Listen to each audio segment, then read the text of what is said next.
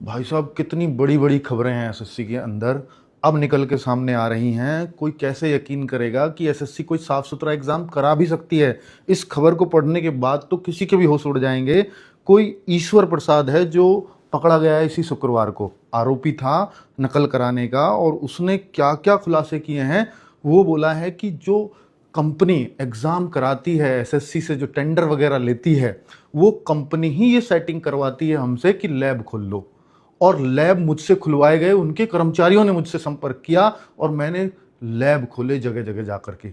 और जब एसटीएफ इसकी जांच करी है तो इस आदमी ने बताया कि मैंने 500 लैब खोल लिए हैं अब तक। अब सोचो कि उन 500 लैब में क्या ये धंधा चल रहा होगा?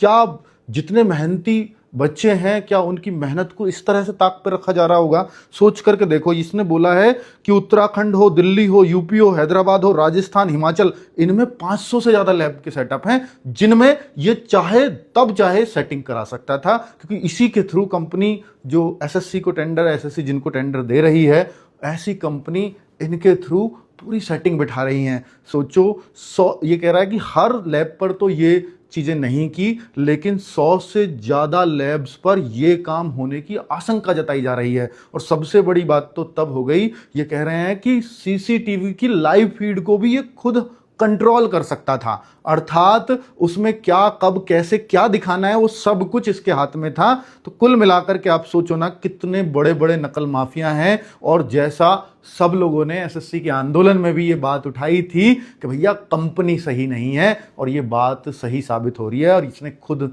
ये माना है और कहा है इस अखबार के न्यूज़ के अकॉर्डिंग कि कंपनियों के कर्मचारी, इस कंपनी के कर्मचारियों ने ही मुझे चुना था कि भैया आप लैब खोलो, और लैब बनाते टाइम ही ये सेटिंग कर दी जाती है कि अब यहां से नकल कराना बड़ा आसान होगा। सोचो ना कि 500 लैब है इस आदमी की, और 100 से ज्यादा पर तो एसटीएफ को आशंका है। और पता नहीं, हो सकता है कि 500 की 500 पे सेटिंग चलती हो। तो बताओ ना कितना साफ सुथरा एग्जाम रह जाएगा एसएससी का। एसएससी से पूरी तरह से भरोसा ही उठ जाएगा बच्चों का। अब एसएससी ये बताए कि कैसे वो बच्चों को इनको संतुष्ट करेगी। इस खबर के बाद किसी भी बच्चे का एसएससी पर कोई भी भरोसा नहीं है कि ये नेक्सस कब से चल रहा था, और ऐसे कितनी लैब्स और हैं, ऐसे कितने ईश्वर प्रसाद और हो सकते हैं। इस बात का अंदाजा लगाना बहुत मुश्किल हो जाएगा।